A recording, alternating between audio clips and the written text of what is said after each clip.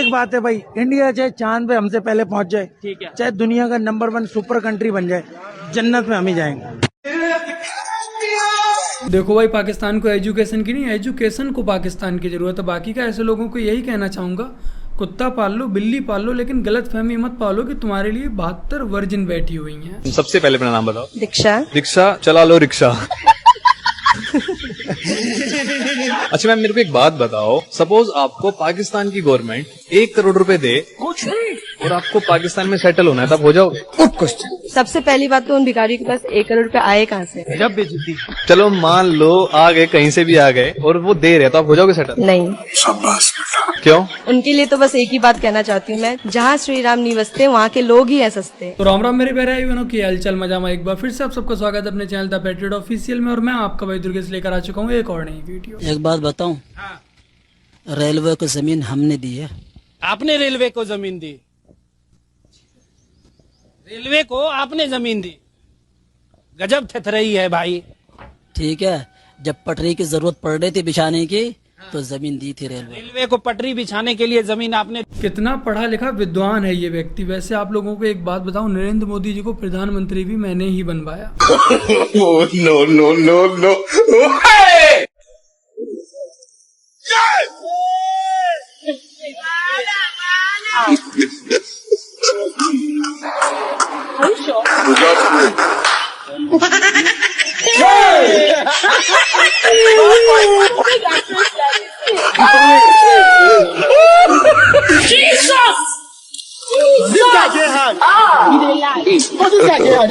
God have mercy upon us.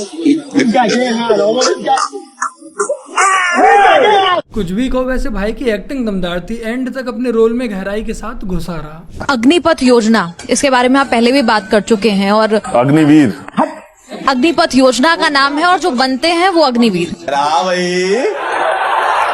कैसी लगी? ज्यादा होशियार बनने के चक्कर में करा ली बेइज्जती। खैर ये कोई नई बात नहीं है। So I did meet other people, but I wasn't interested or excited by anyone else that I was seeing, and in my mind I was committed to him. साला ये दुख का खत्म नहीं होता बे। तो अभी दीपिका पादुकोण ने एक शो में बताया कि रणवीर से शादी से पहले वो रणवीर के साथ साथ 4 और लोगों के साथ डेट कर रही थी। भला ऐसे लोगों से और उम्मीद भी क्या की जा सकती है। वैसे हमारे देश में एक समय ऐसा भी था कि जब इन बॉलीवुड वाले एक्टर्स को हीरो समझा जाता था, इन्हें अपना आइडल लोग मानते थे। बट आज सोशल मीडिया की वजह से हर कोई इनकी सही वैल्यू समझ चुका है। ये वही लोग हैं जो पैसे मिलने पर देश के विरोध में भी खड़े हो सकते हैं। कल से कांग्रेस ने एक अलग लाभ अपना शुरू कर दिया है।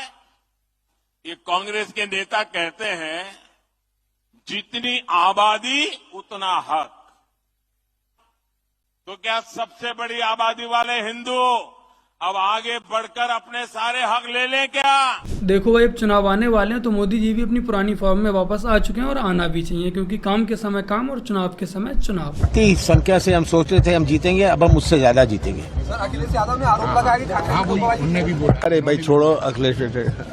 लोग पता नहीं क्यों ऐसी वीडियो शेयर करते हैं। मुझे इस वीडियो में कहीं पर भी चिरकुट सुनाई नहीं दिया, तो कृपया करके फेक अफवाहों से बचें और फेक वीडियो को शेयर करने से बचें। समझ रहे हो? लालू यादव चोर है या जसपी यादव नौवा फेल है, तो वो क्या सरकार को चलाएगा? डराने का नहीं, बोलने का। डरने का नहीं, नल में जल आना चाहिए। नल में जल नहीं आ रहा है, तो नल में जल आ। अपने बिहार के भाइयों से कहना चाहूंगा कि अब चुनाव आने वाले हैं, तो कृपया करके जातिवाद के चक्कर में ना पड़े। ऐसी सरकार को चुने जो बिहार का विकास करे, बिहार से गुंडागर्दी को खत्म करे। वरना फिर आप लोग आदत डाल लीजिए संस्कृत के पेपर में कुछ इस तरह के क्वेश्चंस की। इफ्तार क्या है? रोजा किस समय खोला जाता है? फितरा किसे कहते हैं? ईद के दौरान क्या क्या पकवान बनाए जाते हैं? ईद कैसा त्योहार है? ज़कात क्या है? मुसलमानों का सर्वोत्तम पर्व कौन सा है? ईद में कौन सा पकवान मशहूर है? ईद में क्या होता है? ईद का पर्व क्या संदेश देता है? ये सारे के सारे क्वेश्चन आपके बिहार में एक संस्कृत पेपर में पूछे गए हैं। क्या आप अपने बच्चों को पढ़ाई के नाम पर, वो भी संस्कृत जैसे विषय पर, ये सब चीजें पढ़ाना चाहेंगे? शायद नहीं।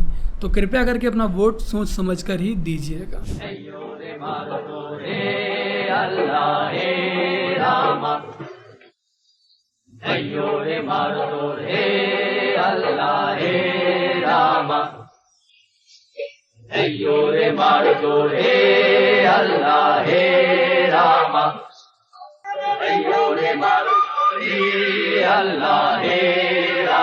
समझ नहीं आता कि ये सारा का सारा भाईचारा हिंदू फेस्टिवल्स पर ही क्यों याद आता है। क्या आपने कभी ईद पर मस्जिद में ऐसे गाने सुने हैं? शायद कभी नहीं सुने होंगे। देखो भाई, मुमताज बानो ने पूरे बंगाल को तबाह कर दिया और ये बंगाल कम बांग्लादेश ज्यादा लग रहा है। अगर आप लोग अपने देश का पीएम व अपने राज्य का सीएम चुनने में भटके तो ये नजारा आपको पूरे देश में देखने को मिल सकता है। परेशान रहे सर, मैं जामिया मिलिया इस्लामिया से सर जर्नलिज्म का छात्र हूँ। सर, आप इतिहास पढ़ाते हैं तो सवाल इतिहास से रिलेटेड है कि सर 1947 से लेकर 2023 तक कोई एक इतिहास ऐसा जिसे पूरे देशवासियों को गर्व करना चाहिए और एक इतिहास ऐसा कि सबको शर्म करना चाहिए सर, आपके हिसाब से? सर देखो भैया, परसों को दुबई जाना है। आपको सर यूथ फॉलो करता है सर आपकी बात? नहीं, निश्चित तौर पर देखो, बड़ी सारी घटनाएं हैं। बांग्लादेश की घटना है जिसको सबको गर्व करना चाहिए, एकदम गर्व करना चाहिए। मतलब एक अचीवमेंट है, पॉलिटिकल अचीवमेंट है, लिबरलाइजेशन है, ठीक है, अच्छा मोड़ आया। फिर राजीव गांधी का जो हमारा वो था, बड़ी सारी घटनाएं, कोई एक घटना ऐसी स्पेसिफिक, लेकिन मैं तो बांग्लादेश को अचीवमेंट मानता हूं। और जिसपे हमें थोड़ा सा दुखी होना चाहिए, बाबरी मस्जिद नहीं गिरानी चाहिए थी यार। मुसलमान से आप ट्रोल होंगे सर, वो हम ले ही लेते उनसे, हम उन्हें समझा ले आते। हम तो जाते डेलीगेशन बन के तो हम तो समझा ले आते हैं कि देखो भैया, क्योंकि कोई भी जो स्ट्रक्चर होता है ना वो। अरे बोझा सर, आपसे हाथ जोड़कर विनम्र निवेदन है कि अभी भी कुछ नहीं बिगड़ा, मना लो अपने मजहबी भाइयों को। अभी मथुरा और काशी बाकी है, वहाँ ऐसी नौबत ना आए तो जाओ अपने मजहबी भाइयों को मनाओ, कम से कम कोर्ट कचहरी का समय भी बचेगा। वैसे भी कोर्ट कचहरी में लाखों केस पेंडिंग में पड़े हुए हैं। वैसे बोझा सर, आपसे यही कहना चाहूंगा कि भौंकना आसान और भाईचारे की खोखली बातें करना उससे भी ज्यादा आसान है। तो अभी कुछ नहीं बिगड़ा, आपके पास काफी समय है, आप जाओ मथुरा व काशी पर हमारे मजहबी भाइयों को मना लो। फिर बाबरी जैसी मस्जिद नहीं आएगी और आपको पुनः पीड़ा नहीं पहुंचेगी, और हम जितने भी हिंदू हैं सभी आपके सदा आभारी रहेंगे। और यदि आप ऐसा ना कर पाए तो आपसे यही कहना चाहूंगा कि कृपया करके खोखली भाईचारे की बातें करना बंद कर दीजिए। आप एक माने जाने अध्यापक हैं, तो आप पे ये सब चीजें शोभा नहीं देती हैं फालतू की पॉपुलैरिटी पाने के लिए। हम तो देख के आ रहा 80 साल से।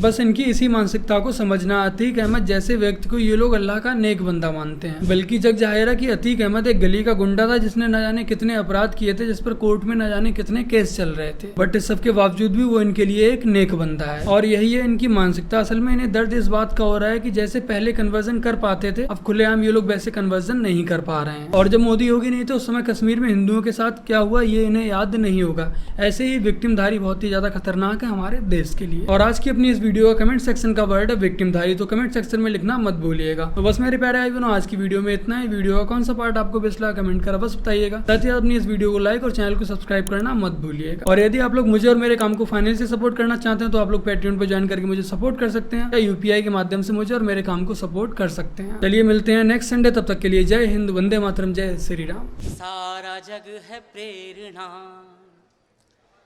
जग है सारा प्रेरणा, प्रभाव सिर्फ राम है। सारा जग है प्रेरणा, प्रभाव सिर्फ राम है।